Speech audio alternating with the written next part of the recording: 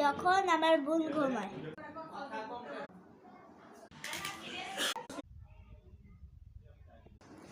ইদি জ্বালা একটু ঘুমাইতেও পাই না, দুপুর 2টায় ঘুমাইছি, হোমওয়ার্ক গুলা কইরা এখন দুপুর সন্ধ্যা 6টা বাজে, ঘুমাইতেও পাই না এদির দেখা।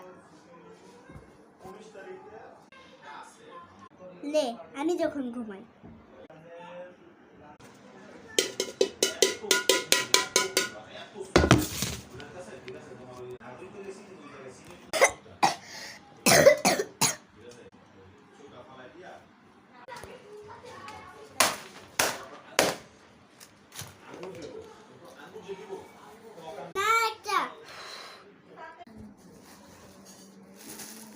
উঠ